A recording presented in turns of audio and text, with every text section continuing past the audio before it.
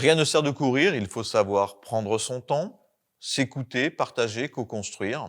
Et avec les équipes d'Apsys Cyborg, c'est exactement ce qu'il s'est passé pour que le projet Sedge-X3 soit bien mené et arrive à son terme.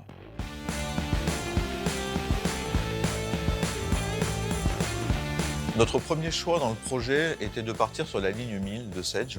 Et finalement, nous avons bifurqué sur Sedge-X3 parce qu'avec Sedge-X3, nous pouvions personnaliser l'outil, c'est-à-dire faire en sorte que l'outil puisse supporter nos process et pas que nous soyons obligés de modifier nos process en fonction de l'outil.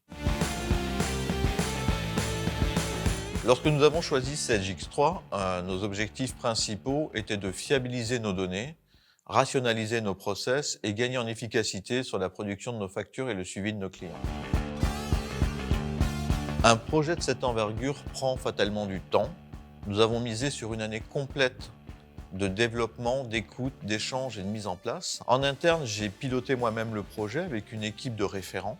Et du côté d'Apsys Cyborg, nous avions une chef de projet avec une équipe de développeurs et d'écoute qui nous ont permis d'avancer et d'adapter au fur et à mesure de l'évolution du projet la création de notre outil.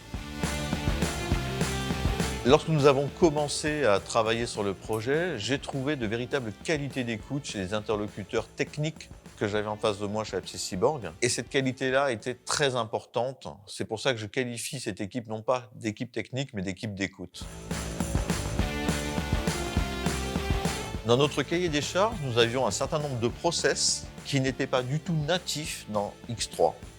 Donc les principaux défis, en fait, ont été de traduire en process informatique nos process qui étaient souvent manuels pour pouvoir les intégrer complètement à l'outil. Ce qui veut dire que nous avons énormément échangé tout au long du projet pour montrer comment nous travaillons, pour voir comment ça pouvait être adapté, co-construire des apports réciproques pour finalement arriver à un résultat qui était meilleur que ce que nous faisions avant.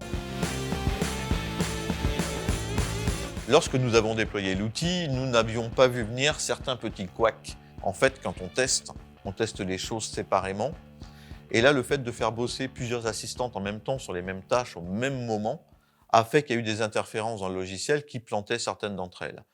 Donc, on l'a tout de suite remonté aux équipes de développement. De toute façon, cette phase est toujours prévue dans le post-déploiement et on a pu corriger très rapidement ces petits impondérables.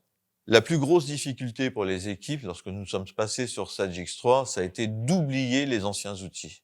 Il y a eu un moment où il y avait toujours cette comparaison avec avant on faisait comme ça, maintenant on fait comme ça. Il a fallu les amener à changer et à raisonner en on fait comme ça maintenant et je gagne du temps maintenant. Et aujourd'hui, il n'y en a aucune qui reviendra à son ancien outil. Depuis que nous sommes passés sur Sedge-X3, nous avons gagné en rapidité, en fiabilité et surtout, on a une base unique où on va piocher nos données pour pouvoir faire nos statistiques de gestion interne.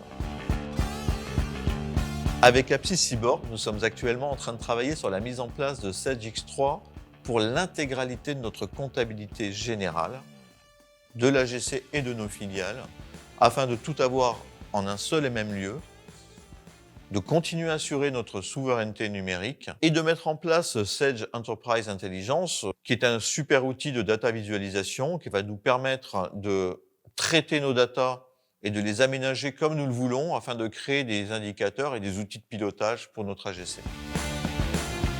Si je devais donner 3 mots pour décrire Sedge-X3, j'utiliserais les mots rapidité, fiabilité et évolutivité.